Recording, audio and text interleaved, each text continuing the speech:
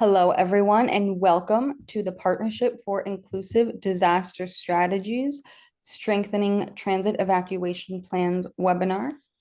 My name is Shaylin Sluzales. I use she, her pronouns, and alongside Herman Parodi, I am a co-executive director of the Partnership for Inclusive Disaster Strategies. Thank you so much for being here today and joining us, and for everyone that is watching afterwards as well.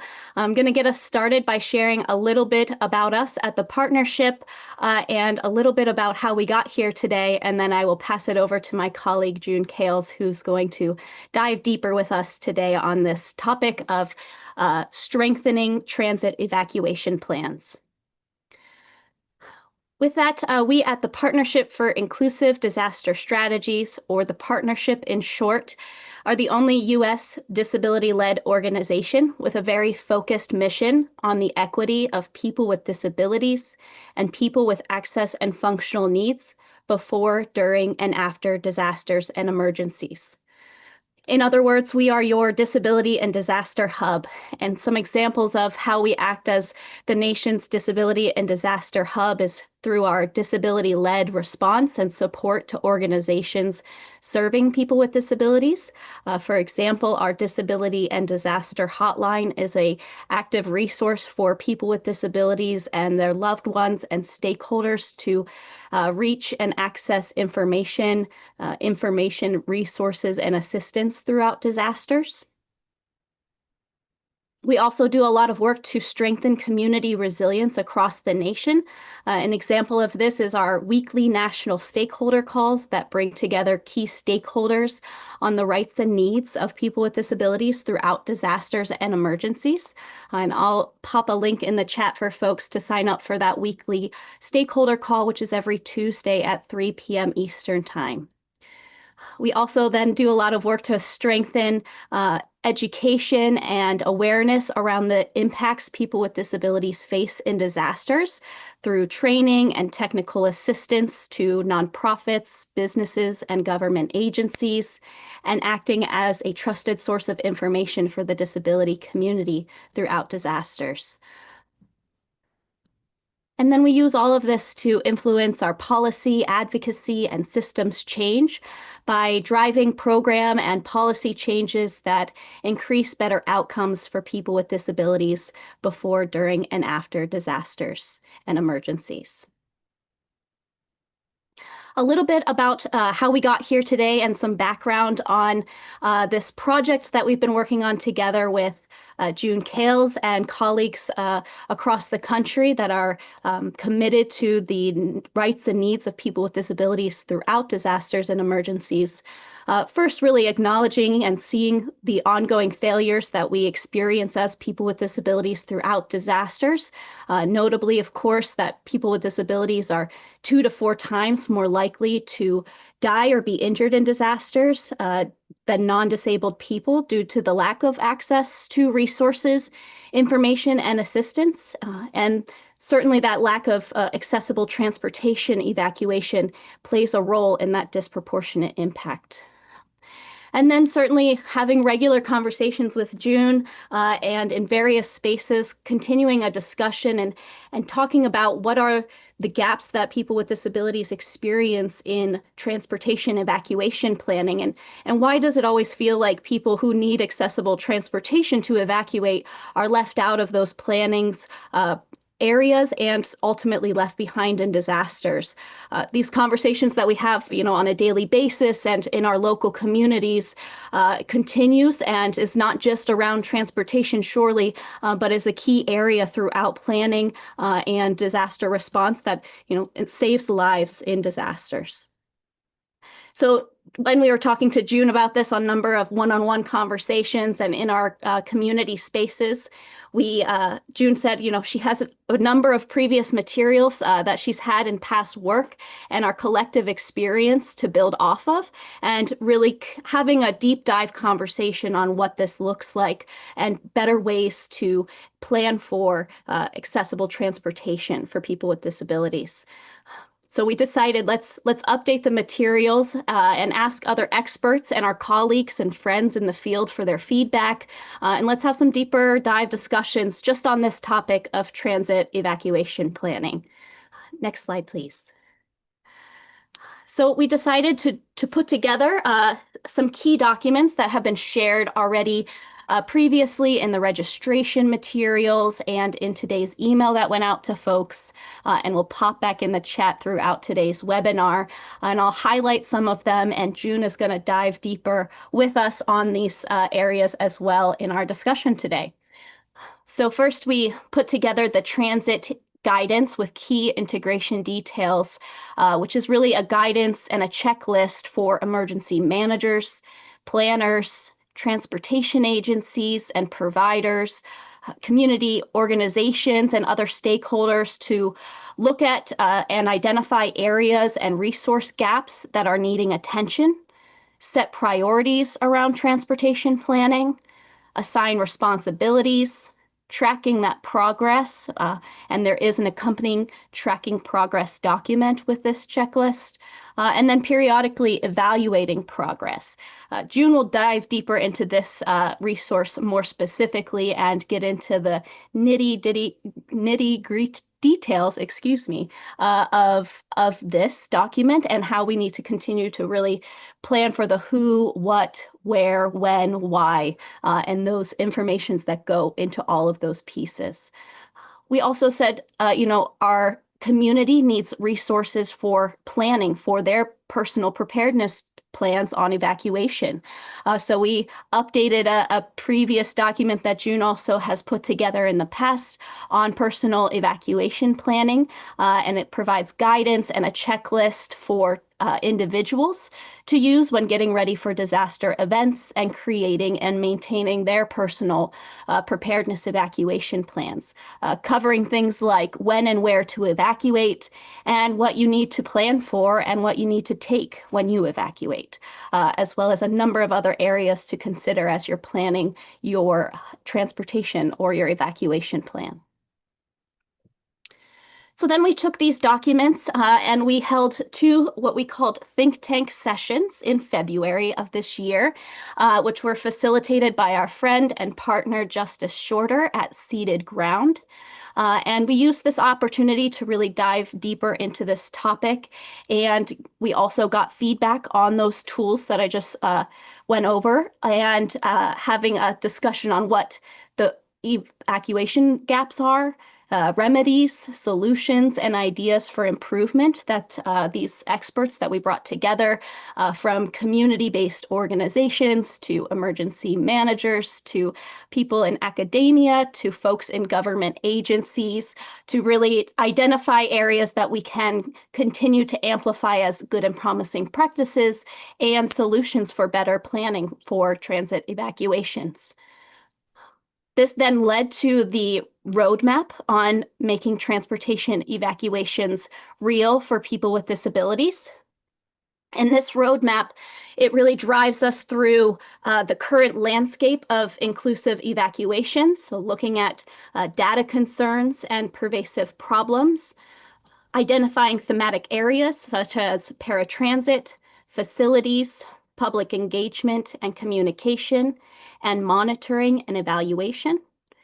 Looking at promising and replicable practices from areas such as Florida, Colorado, New York, California, Washington, D.C., Alaska, Louisiana, and outside of our country in Germany. And also looking at desired changes and potential challenges, as well as recommendations for disability advocates and calls to action for governing authorities. And then it circles down too, because certainly our conversations lead to other questions and other areas. So the roadmap closes us with some potential research questions and additional critical questions that were raised during those think tank discussions. Next slide, please. So really, thank you to our partners for participating in those think tank sessions, for providing feedback on these documents that then were created and we are excited to share and dive deeper in today. Particularly want to thank June Kailes, who is joining us today, as well as our colleague Justice Shorter from Seated Ground, who facilitated those think tank sessions and helped us craft the roadmap, and everyone who gave feedback on the tools and participated in the think tank sessions. There were so many people, I cannot name them all in this time together so that we can get into the discussion, but thank you all for participating and supporting the ongoing work that it takes around this topic and preparedness for people with disabilities overall. And lastly, thank you all for being here today and hopefully applying and sharing what we learned today into your work in your local communities. We look forward to hearing from you and your questions. So as Priya mentioned, please do add them in the Q&A section so that we can get to them as time allows. June will pause throughout for time with questions as well. And we appreciate your feedback that we can continue to incorporate in these tools and the work that we're doing to continue this education on making sure plans are inclusive and meet the needs of people with disabilities before, during, and after disasters and emergencies. With that, I will pass it over to June to get us started into this deeper dive discussion. I'm June Kailes, and I'm based here in Los Angeles. My pronouns are she, her, and I am a disability consultant. My focus is always on disaster services and healthcare in terms of the inclusion of people with disabilities. So you've got my email, my website, and you'll have the slides again. They'll be posted in chat, as well as many of you got them in email. And again, when this is posted post-production. Okay, so let's see if I can get these slides going. I'll do a click of the mouse. Priya? Okay, just a delay. All right, well, reminder, this is a big topic, and we started down this road long before the LA fires. But I want to remind all of us that the content today really is dependent on our advocating for change. So as you take in this content, I ask you to make a list of what you can and will do. What is your action plan in terms of your roles, personal and or professional? What is your takeaway action plan? What will you work on to apply the lessons, and what will you change, continue, stop, or start?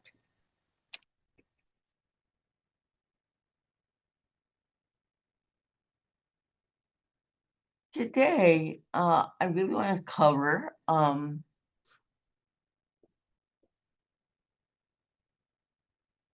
the roots of the problem here, along with the need to plan for power outages. Transportation evacuation is one of the most common disaster needs across many types of disasters. There's lots to cover under this category, but in order to explore a few transit evacuation lessons to apply more deeply, I chose to use the January 2025 LA fires for examples of opportunities to identify and address planning gaps, a weak versus stronger planning fixes and solutions that can increase clarity and accountability in 3 areas: messaging, response, and personal planning. And again, as Shay said, introduce you to the 2 new how-to tools that this project has developed. And a reminder, although the focus is on transit evacuation, transit elements for individuals that require assistance for a number of reasons, much of the content also applies to broader emergency planning areas, particularly for people with disabilities. Now, in LA, those who died in the January Eaton fire had a median age of 77. And at least a third of them had limited mobility. So there are many stories from LA, as well as from the past many decades, that highlight the fact that people with disabilities face higher disaster deaths and experience long-standing gaps in evacuation, transportation, and program compliance.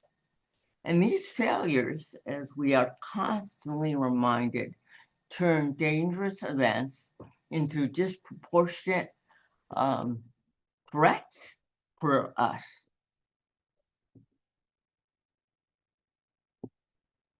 So one of the many stories is about two Black men, Anthony Mitchell Sr., who used mobility aids due to a leg amputation, and his son, Justin Mitchell, a wheelchair user with cerebral palsy.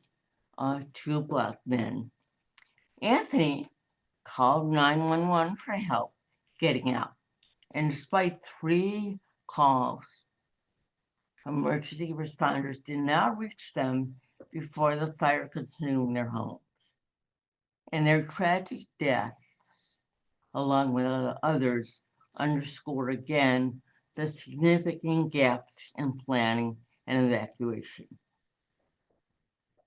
Despite decades of our documenting this and warning about these failures.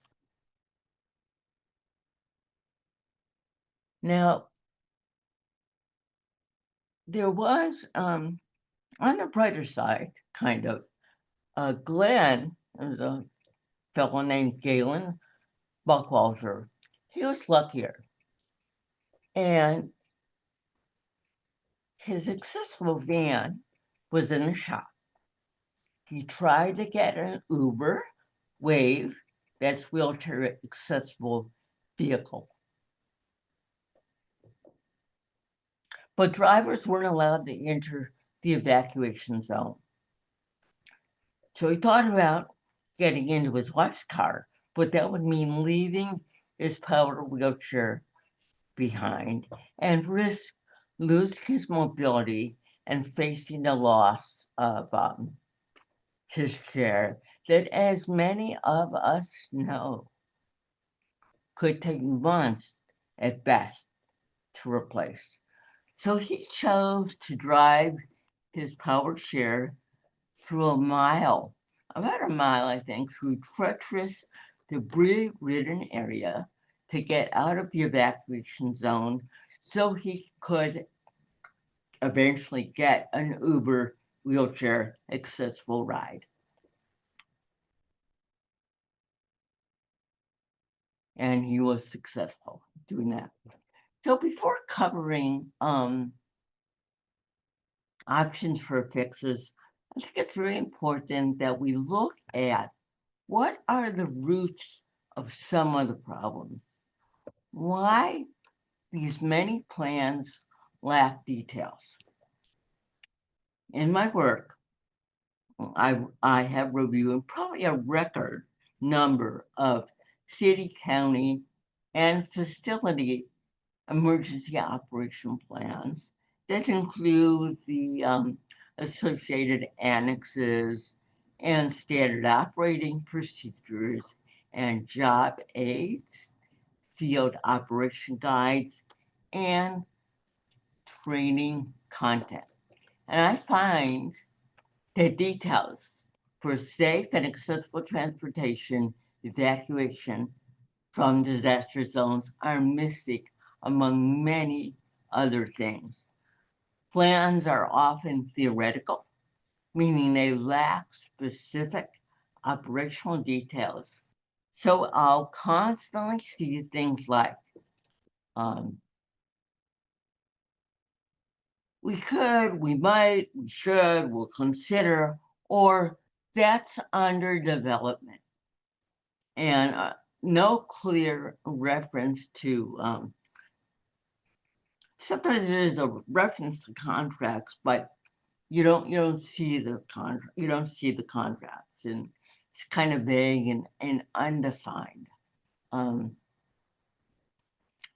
call this a plan to plan, planning to plan instead of a real plan. So when asked about, well, why are these details missing? What's going on? Some emergency managers and planners report they experience political and public relations pressures as some political leaders hesitate to state that emergency response will be delayed, fearing it will be seen as a government failure or incompetence. Political leaders often prioritize reassuring the public rather than sharing the tough realities, which leads to vague and overly optimistic messaging. Some managers worry that if they state you may not receive immediate help, as there are response time gaps, they fear that the public will panic or lose trust in the system and may not or may be discouraged from calling for help when they actually need it. Traditional emergency management also is often focused on command and control, and not on providing the public with realistic information. Despite decades of evidence that large-scale disasters overwhelm response systems, some still operate on that outdated assumption that first responders will reach people quickly. Another way to say that is, it's like the 911 culture, which assumes calling emergency services guarantees immediate help, rather than reinforcing the need for community-based resilience.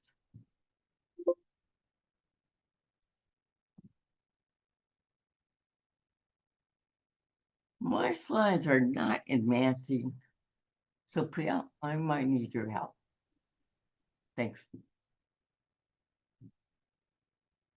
So also, some say, well, we just need operational flexibility, meaning they have concerns and fears about some kind of perceived liability and lawsuits if the plans are not implemented exactly as written.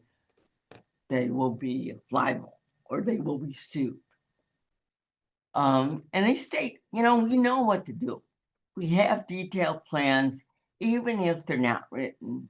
I, however, have found that many could not articulate these detailed plans, given that nothing was in writing. And we all know that planning on the fly means people do die. Planning on the fly means people do die. So these approaches and fears to me seem misguided. The irony is the lack of details increases liability due to vagueness. And whatever happened to enabling learning from mistakes and good faith efforts? So the other issue is there's always often an underinvestment in public education. Public education in emergency response is often underfunded and sporadic. focusing primarily on individual preparedness rather than system response realities. Messaging often defaults to generic disaster preparedness advice rather than directly addressing those time limitations. And many emergency managers are not trained in risk communication and how to balance transparency with reassurance. They don't have dedicated communication specialists to craft effective, accessible, and inclusive messages. And an additional reason for the lack of plan details is that states are responsible for reviewing local emergency plans. But here's the problem. The states do not have the authority to enforce a process for correcting plan deficiencies. And finally, I know from personal experience that even when the public and private sectors spend years working to get it right and key systems are in place, these systems can degrade or even disappear due to administrative or leadership challenges, budget changes, budget fluctuations, and staff turnover. So next slide.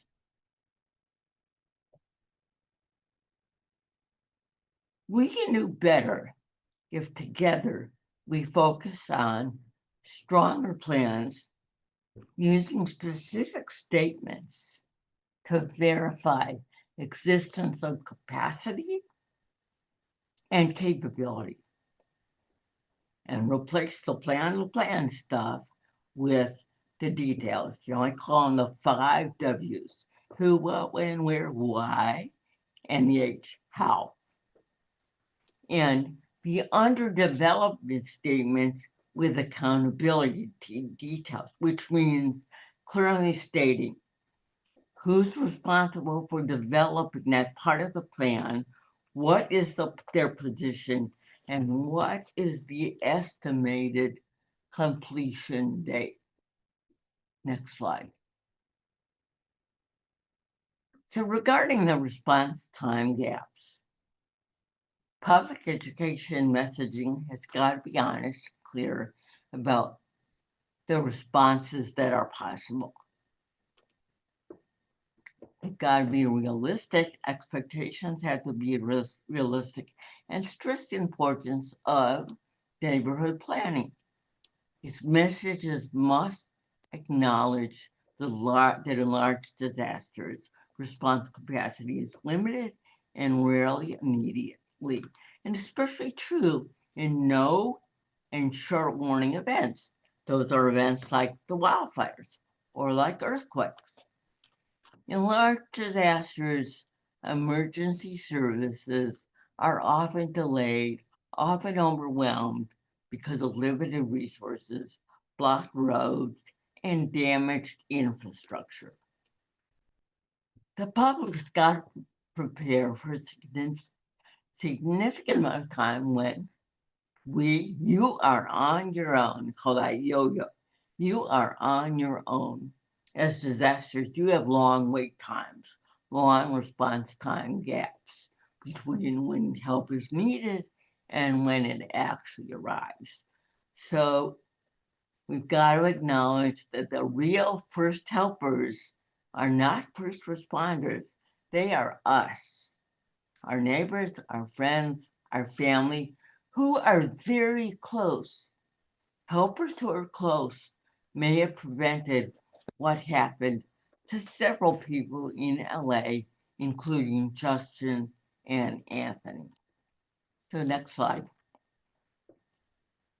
I used to emphasize yo-yo, you're on your own, but I think whale is much, much better. We are on our own. and we better plan together as neighbors. The Eaton fire in Altadena began on January 7th, about 6:20 p.m. And it was initially pushing quickly east, and then it started to push quickly west. It was really an ember-driven fire, and the embers were flying miles away from the source of the fire. We've seen this fire behavior now in other areas as well. So Anthony, he saw the embers. He noticed that his area in West Altadena was getting really smoky. He called his family members around 10:30 that night to ask for help getting out of the house. So the family member said, we'll be right there. And they tried to get there, but they were stopped by law enforcement due to the danger in the area. The area was blockaded. So evacuation orders for the same area didn't really come until 3:25 a.m. in the morning. And it's not known whether Anthony got that notification. The orders were primarily given by cell phones. And there was also some reports that sheriff's deputies were driving up and down the streets that morning, telling people to get out. But a lot of witnesses said it was hard to hear those alerts because the winds were so high. Next slide.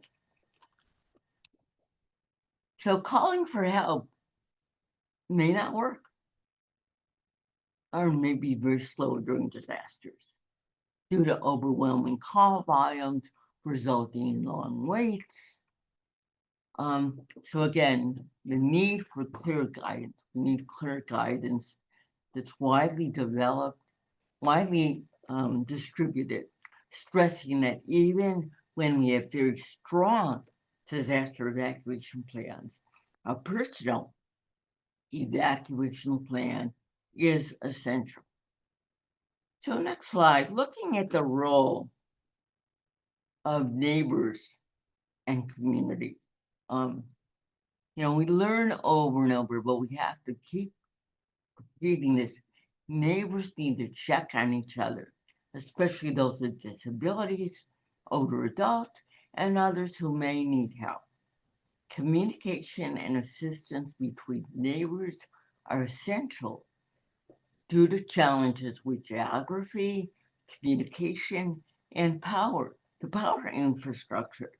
Digital and other alerts will not reach everyone. They will not reach everyone, and especially in isolated areas. Door-to-door warnings are not possible, even especially in roads that are private or behind locked gates. So next slide. This is a weak plan statement. Guidance on neighbors, helping neighbors should be considered for development. There we have the plan to plan again, as compared to the stronger statement. Okay, we've got the super advisor consulting company developing the helping neighbors guidance. It'll be completed on this date and it will be posted here. Specific time frame and how to get it. So in terms of individual preparedness plans, next slide.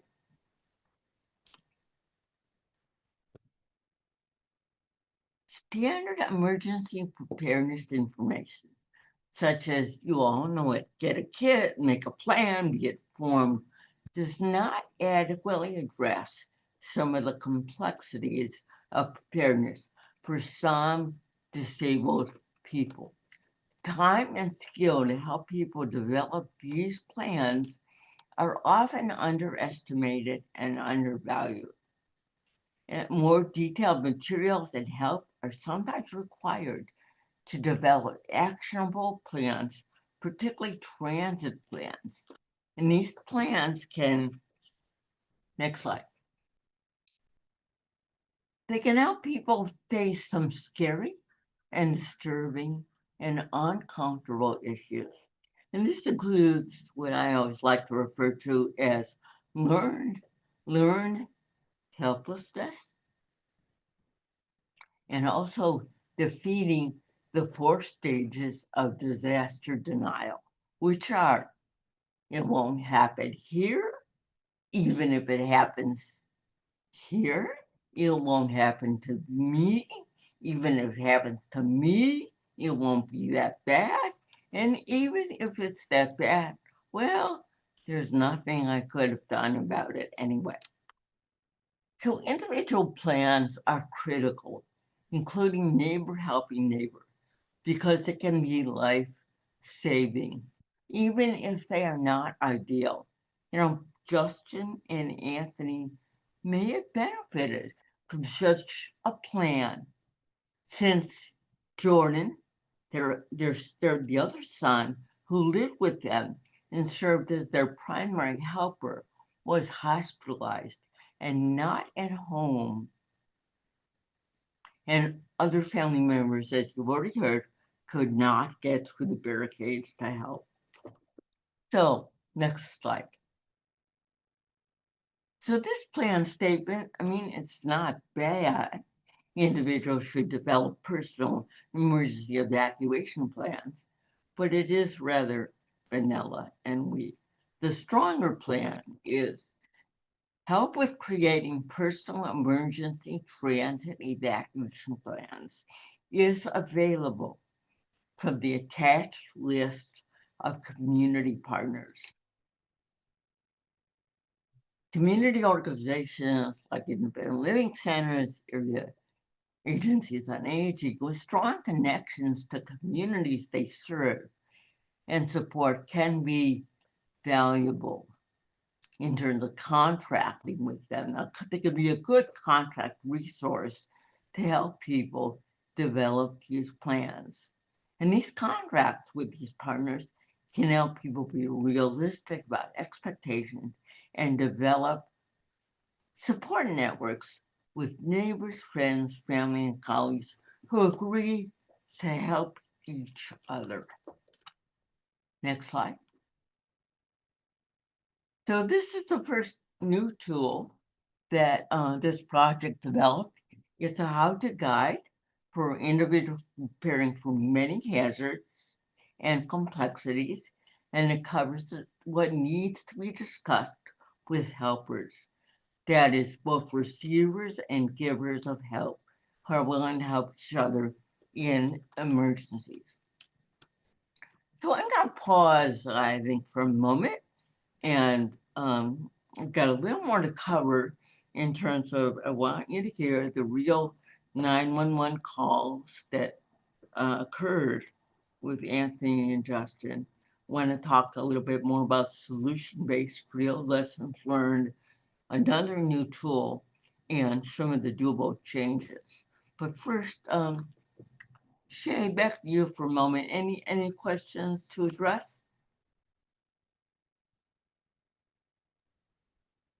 This is Shaylin. Thank you, June. I am just checking the Q&A.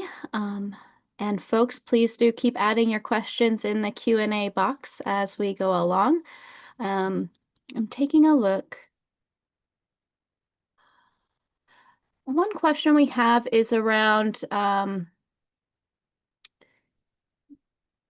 I'm going to read the whole comment. It says, complete streets initiatives where protected cycle tracks are narrowing streets and eliminating parking to offload on the sidewalk is causing hardships and access barriers to people with disabilities who rely on accessible vans and or paratransit to get around our communities.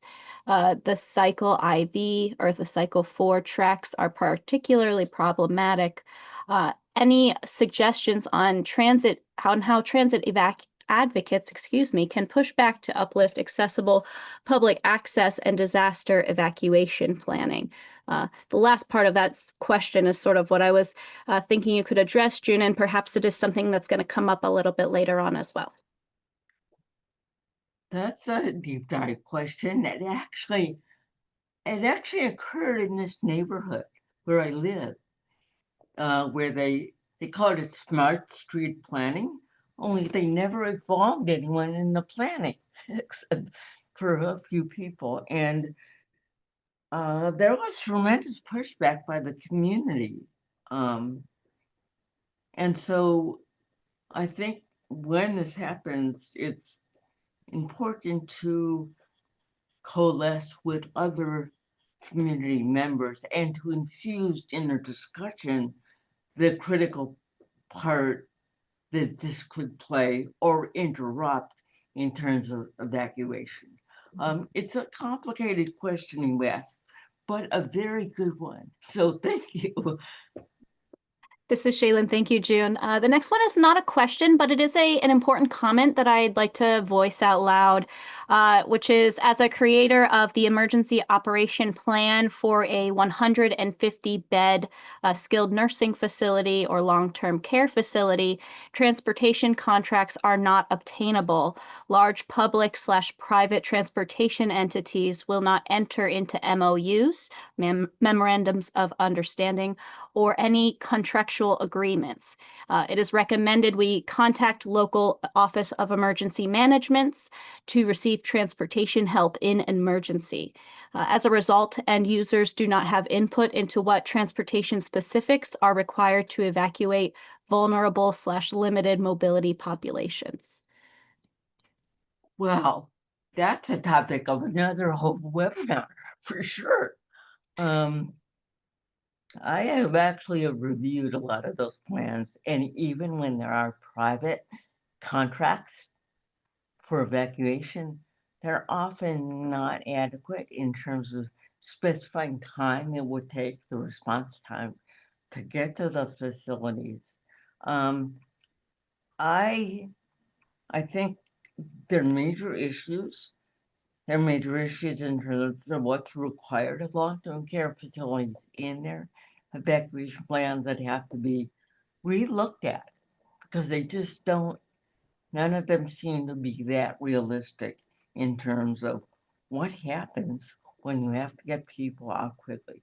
So it is a huge problem, and one I know that we talk about in partnership quite a bit. So I'd like to thank you for bringing it up, and hopefully we can do a deeper look at that, because there are many layers that have to be peeled there. There's just not one entity that's involved, but many that contribute to that huge problem. So thanks. This is Shaylin. Thank you, June, and thank you for the question so far. We have two more questions I think we could address maybe at this moment, June. Is that all right with you? Sure. Cool. One question is around how many of these shortcomings in disaster plans affect everyone and not just people with disabilities? You know, I think for the most part they do affect everyone, because when you think of people who live with seeing and hearing and learning and understanding and remembering and all kinds of limitations, that's sometimes about half of the population that's affected and their families. So yes, it's definitely an issue that goes far beyond the borders of who may be technically classified as having a disability under, for example, the Americans with Disabilities Act. So good point you make. This is Shaylin. Couldn't agree more. Thank you, June. Last question for the moment is, I've had some folks who, in essence, quote, don't have neighbors due to living in areas that have very little to no community, and in fact, relationships are often antagonistic. Any comments or thoughts about steps that such folks might be able to take?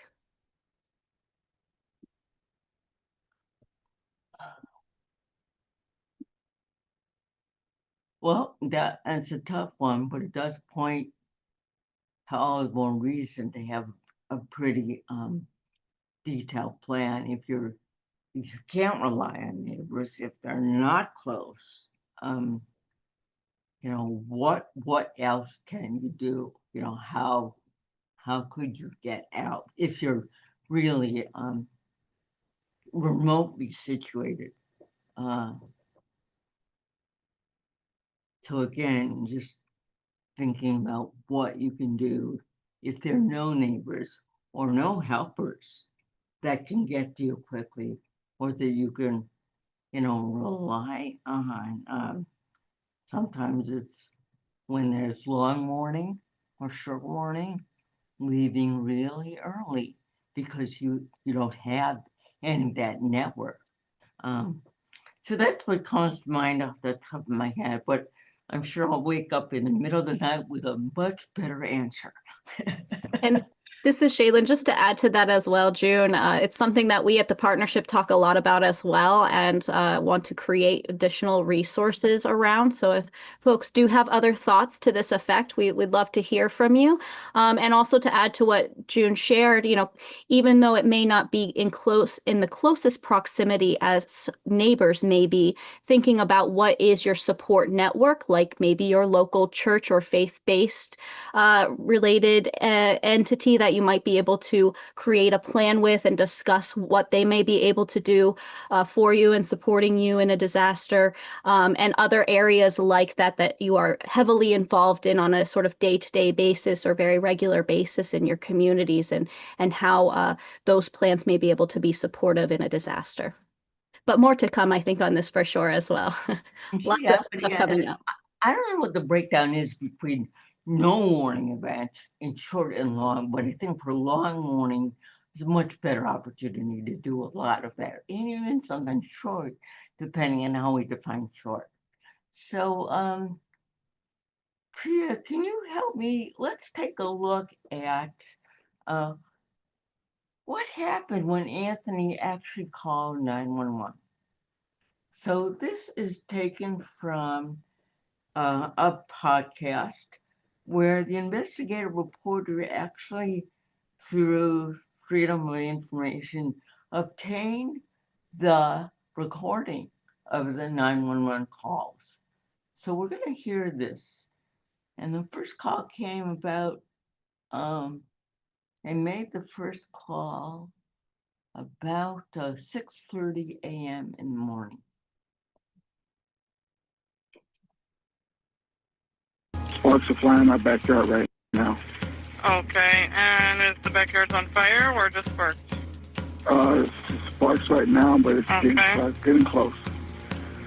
All right, we'll give them that information. They should be there as soon as possible. Okay, thank you, because I'm scared with me. My son's disabled, so am I. Okay, they're on their way. Thank you. Let's play the second clip, which is 13 minutes later. Let me know when it's done. It's catching fire outside. I can hear it crackling now. I can see the flames. Okay, and you're in the residence right now? Yes, we are. Myself and my disabled son, we're both disabled. Hurry, please. Okay, sir, we'll get out there as soon as we can, okay? Thank you. You're welcome. Bye-bye. And the third one, that occurred about 21 minutes later, and that was from a family member in the LA area. And this is what she says. My brother-in-law and disabled nephew they're both disabled, and they're in the house, and the backyard's on fire, and they've called twice and nobody's coming getting them out. You know what, about how long ago they called? About 15 minutes ago, and he said he called twice, and they said they were on their way, but nobody's here. Yeah, we have a lot of calls in that area. Let me make sure we have the call. They can't get out of the house. Yeah, I understand. So we all know the outcome. Around 8 a.m. the next morning, the family was informed that the house had burned down, and the LA medical examiner told the family that the causes of death for Justin and Anthony was a smoke inhalation and burns. So, some people commented about, boy, Anthony sounded so calm. And the family explained that was just Anthony. He was a real calm guy no matter what. So that's That's why you don't hear quite the panic you would expect, but that was Anthony's personality. So next slide. And this is Shaylin, just for folks' reference, there is a link to an article that also has this audio from a podcast in it, linked in it, so you can, view it or share it later as well within your networks. And that is also in the slides for folks. And it's really worth to listen, despite the homebound disabled men part of the title. It's a really good podcast. So about help getting out, I think this is what we need to fix. The plan says people needing transit evacuation help should call 911. That's very, very common.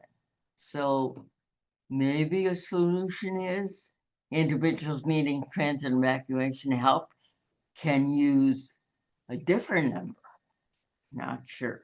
But let's look at what might be other options for stronger plans. Next slide. So I guess we all need to be able to play a part in developing options for stronger plans. So one idea is that messaging and immediate alerts could remind callers who may need help getting out that they're going to get these instructions and they need to be ready to give this information when they call for help getting out.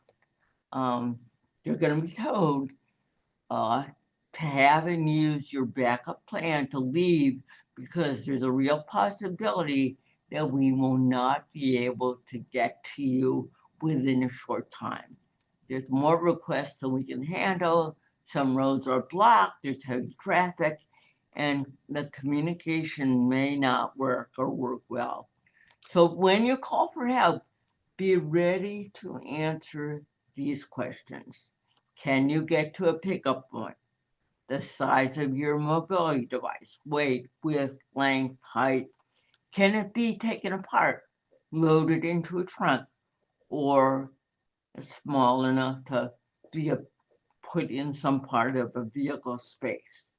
Your ability to step or transfer into a vehicle, and what other equipment is critical that you would have to take with you.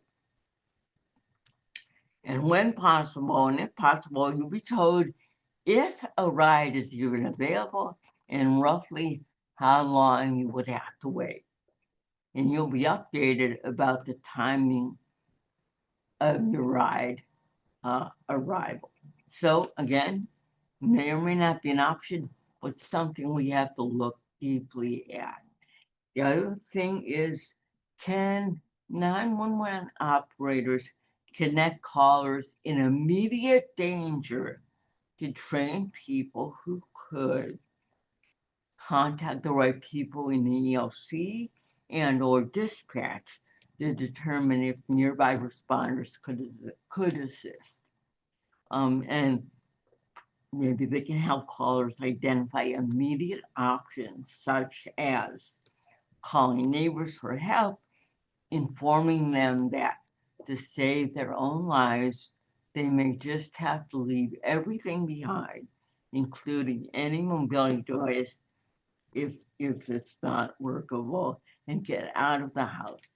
If they have to wheel or crawl, but be able to get out of the house or the street and walk them through that.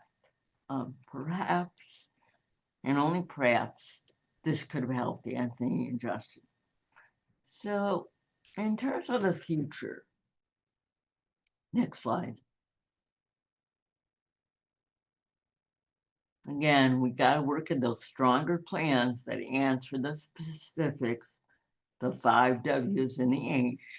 We got to replace that vague text with accountable actions and pair anything that says it's still being developed with who's doing it and when it's expected to be completed. And we need to integrate risk communication. that helps with community resilience. Next slide.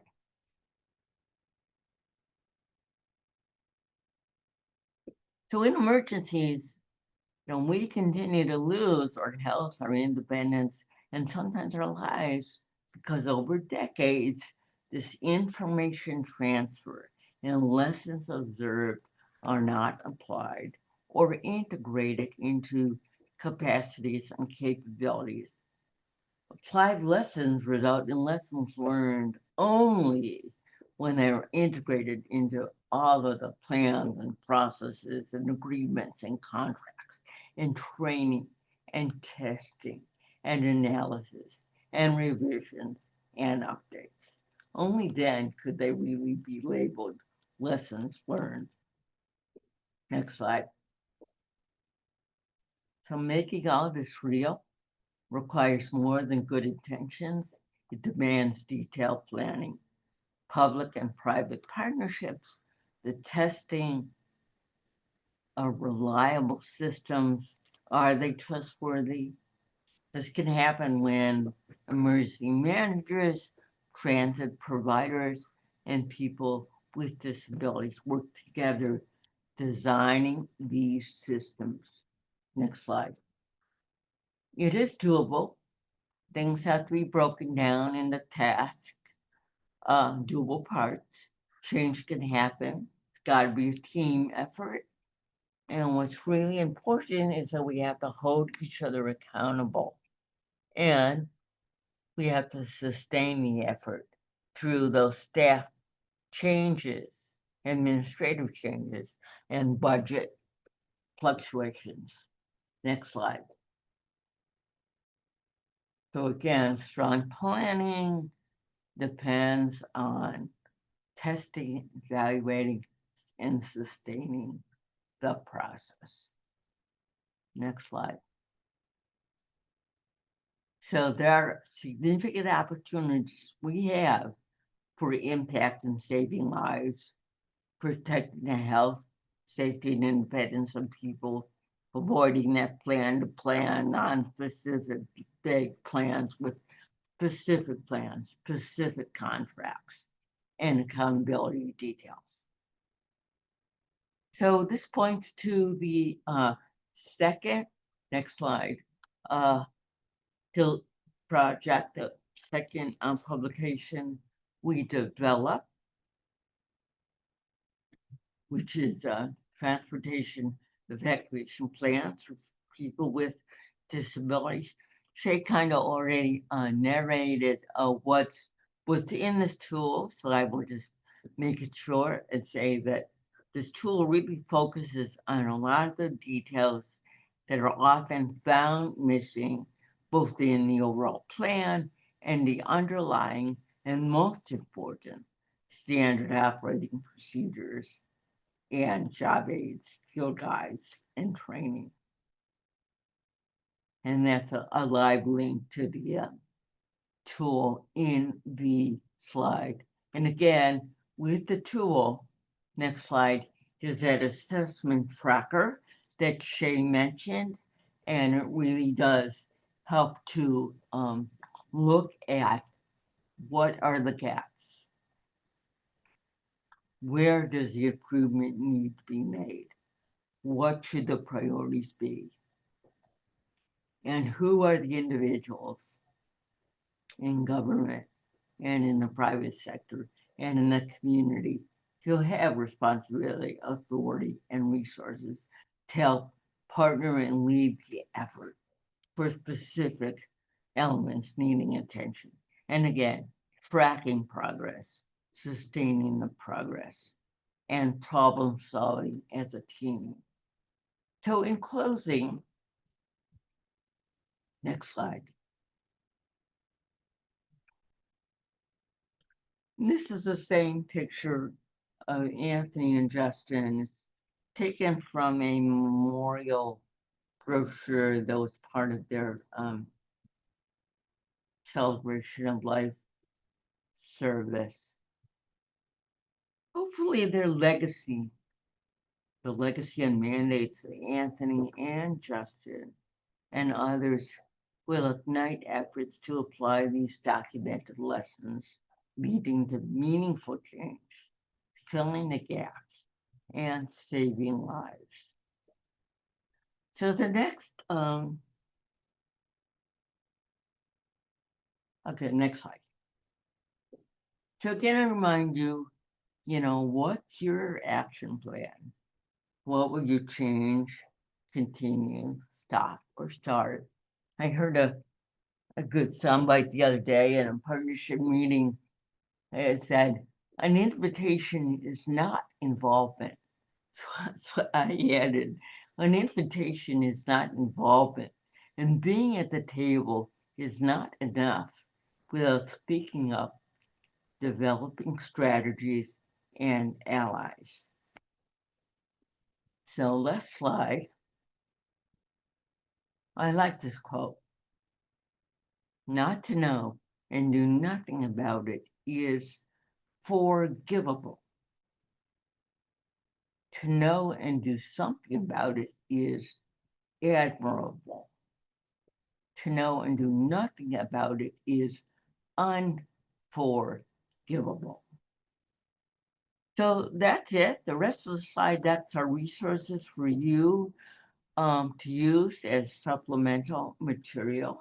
So I'm going to stop here and Shay, hand it back over to you.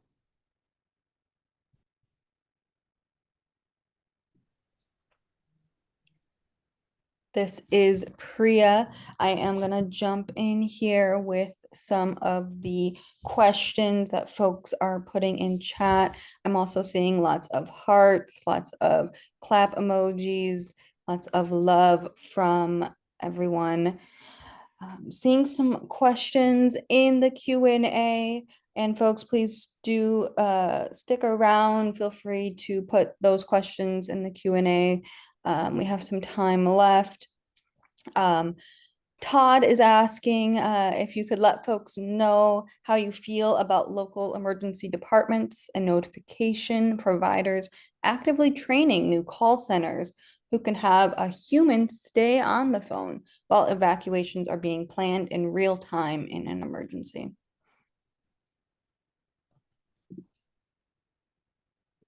Okay, let's see. I'm reading the question too. Training new call centers who have a human stay on the phone while evacuations are being planned in a real emergency. Well, I think that would be ideal.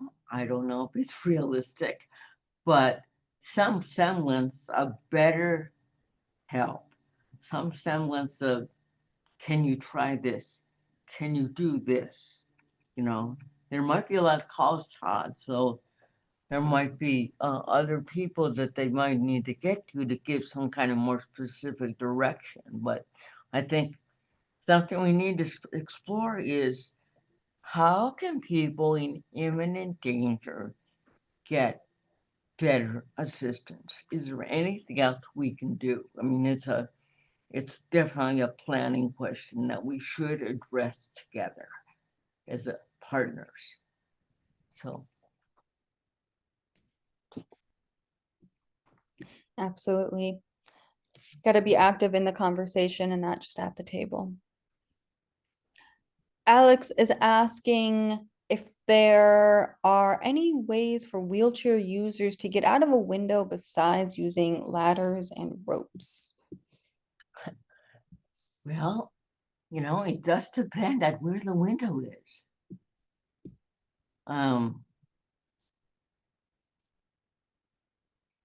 If it was in the ground floor, might be an option for some people with some ability. Others, it won't. Depends on the person's abilities. And I've seen old buildings in LA. You're gonna laugh, but they actually have fire escapes, and the window and the fire escape is kind of at wheelchair seated level. So if you had the ability, you could drag yourself onto that fire escape landing. I'm not saying that's ideal, or, there's got to be other ways, but that's the best I can do. It's really it's really a it depends answer.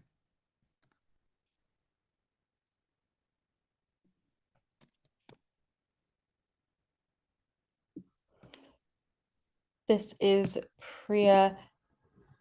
I know that we had a question in chat around how transit can be utilized to help in heat-related emergencies.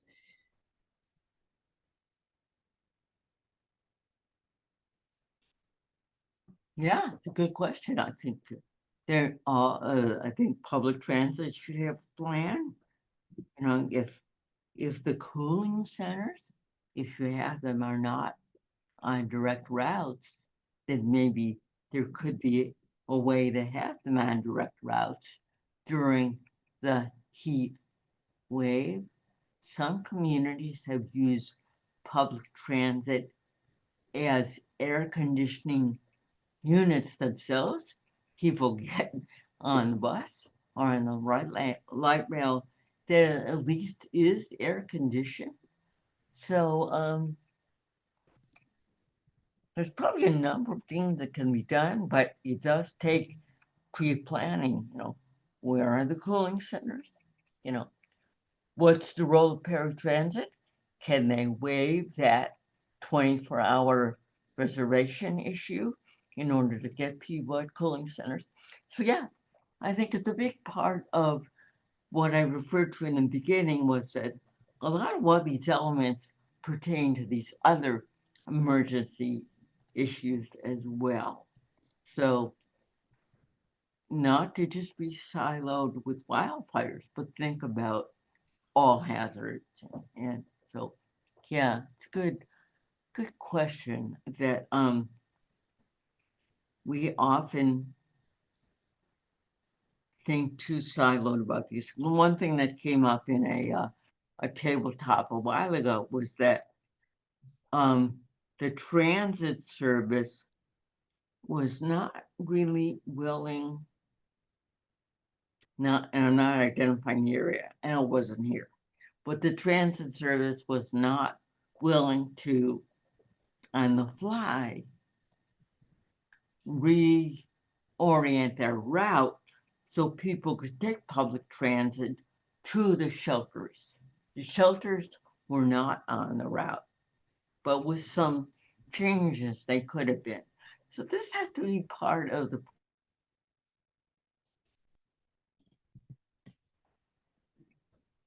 Absolutely. And speaking of public transportation, I'm curious your thoughts on the role of paratransit in these evacuation plans. Yeah, I think paratransit can have a huge role in transit evacuation because of their assets and their vehicles, but they've got to be involved from the get-go. So it's realistic planning about what they can do, how they're connected with the emergency operations center, how they get deployed, how would they be escorted through, for example, an area that's already been barricaded because of the danger. I think there's a lot of opportunity for paratransit to step up and have a role for training of their drivers, maybe for better incentives for their drivers who would be working in these emergencies.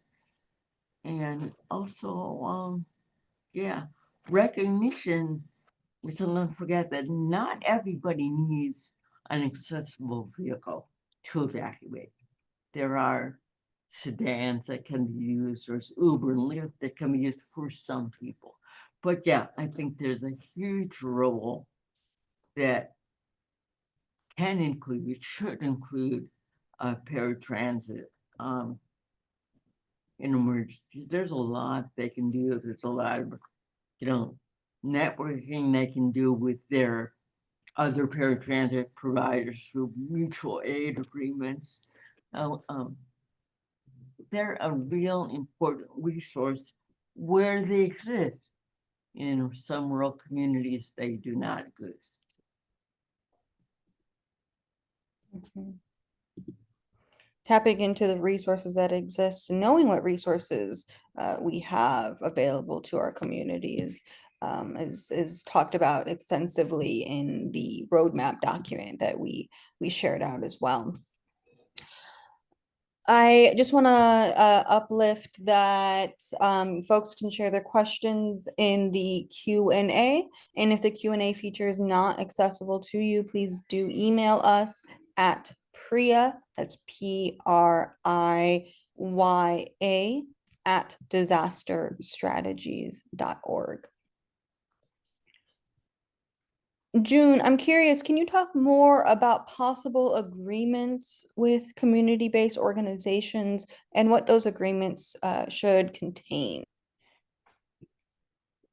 Yes, and I think in general, what I've seen is that sometimes contracts are very, very vague, whether it's with private transit providers or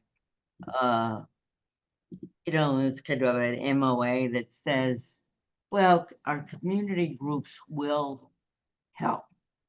But what exactly will they do? I mean, are they force multipliers in terms of disseminating information to maybe groups who might not get certain alerts but are on their list? Can they reach people in different ways? Can they explain the content of the alert differently? I know in California, the regional centers who work with people with intellectual disabilities have been able sometimes to translate the message into plainer language that's understandable. Others can put it in more culturally appropriate language. But I think a big part of messaging that community organizations can play is the contract should say, have you tested the message? How many people are you reaching? Is the message accessible? What constitutes an accessible message? And again, asking people, was it actionable? Did you understand it? And that kind of thing. Confirming, at least counting the number of people that get it. I often say, I get this really annoying message from the dentist that says, we're so looking forward to seeing you. And I always want to reply, I am so not looking forward to seeing you. But I think it's an automated message, and maybe we need to also think about, could we use some of those messaging ways to help people to let us know if they are in need of help? For example, I've had centers who tell me, well, in an emergency, we just call everyone to see if they're okay, independent living centers, instead of maybe being able to designate, the geographic area involved, or knowing those people who would be most disproportionately impacted, like a questioner asked before, those people who don't know their neighbors, who don't have neighbors, who live alone, who may not understand or get the alert, that kind of thing. So contracts can spell some of these details out. Is the website accessible? Is the training offered by the contractors accessible? Is the materials they develop available in accessible formats? So really spelling out roles. Some organizations have roles in life safety checks. What are those roles? Is that a phone call? And then what? What's the specifics of what they do? Just asking for specificity so everyone's clear. There are no guesses. And if you do go into a contract that what's the requirement in terms of if it's with government? Does it mean I, who run an ILC, am obligated then to participate in their trainings, in their tabletops, in their exercises, and more importantly, in their after action, in their hot washes, in their evaluation? So, hey, Priya, I'm going on with that question, but I'll stop. This is Priya. No, that was all very, very important information. And what I'm hearing really is specificity, moving away from those vague plans into specific ones that clearly outline each individual and community-based organization's role within the plan and how we're all coming together to support people with disabilities and disasters. I'm seeing a question here and really thinking about what can be done during an emergency for transportation if there are no options for evacuations and they live in a rural area.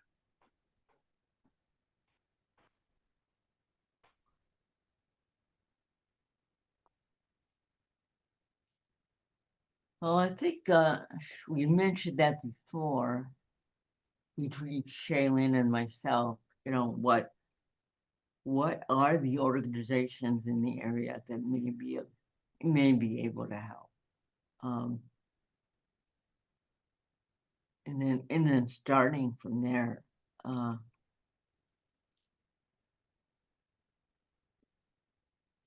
it's a different environment, and I'm a very urban animal, so but I think it's something we should focus on more, because I'm sure there are probably many more options than I think of. But I think for me the biggest one is, what are the networks out there that could help? The churches, the temples, the 4-H clubs, or whatever they are, the farm, whatever it is. So that's the best I can do. This is Priya. Yeah, absolutely. And connecting, like you mentioned in the presentation, connecting with your neighbors, folks, your neighbors may be further from you than for June and I who live in an urban setting, but connecting with your neighbors certainly to create that plan. And see on the individual level what you can do, I would also add. June, I know this, oh, I just see that other question about evacuating early. And yeah, I think that's something we always have to consider, you know.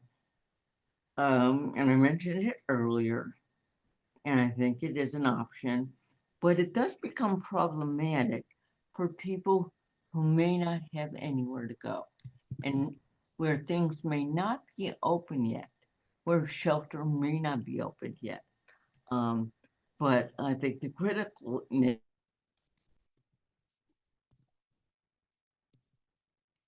or to go to get out of the area that's impacted. So I'm a fan of leaving early. I'm a fan of not wanting to be caught in gridlock in traffic, because I think getting caught in traffic can affect a lot of people adversely, because what may take 10 minutes starts to take 2 hours to get to travel the same distance, at least in an urban environment. And you know, and there are road closures, so thinking about alternate routes. And so I think leaving early is another area that we need to dive deeper in terms of what's that look like? What are the options?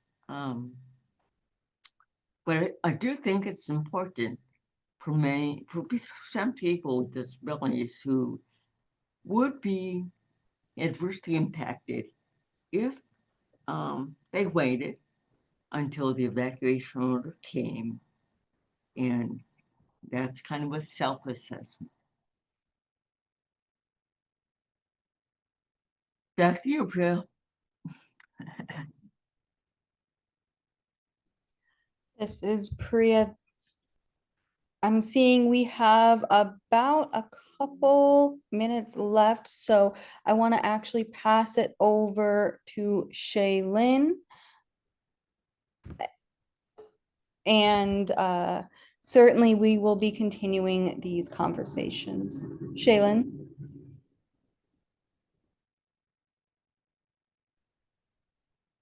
This is Shaylin, and thank you, everyone. Thank you, June, especially for having this discussion with us today, and something that, as you said, is something we've been working on for a while now. Not only these tools, but certainly these discussions have been longstanding.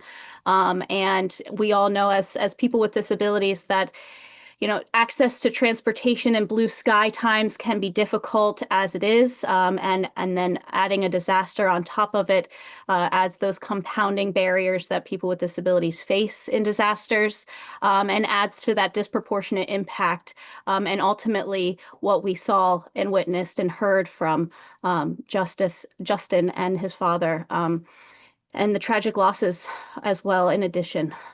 So very important discussions for us to continue in our local communities, most importantly, and taking this back into our homes and our communities, and how we continue to plan for, respond to, and recover from disasters with accessible transportation, evacuation planning. As we've mentioned, these resources will be shared out afterwards. This is recorded, and as soon as we have an accessible version of the recording, we will be sharing it out far and wide, so be on the lookout for that. And we'll also follow up with an email today just with the slides again for anyone that may have missed it, and the resources to look at. And please don't hesitate to reach out to us. That is what we're here for, and we're thankful that you were all able to join us today and sharing your questions with us and comments. So please stay safe. Don't hesitate to reach out, and have a good rest of your day, everyone. Thank you.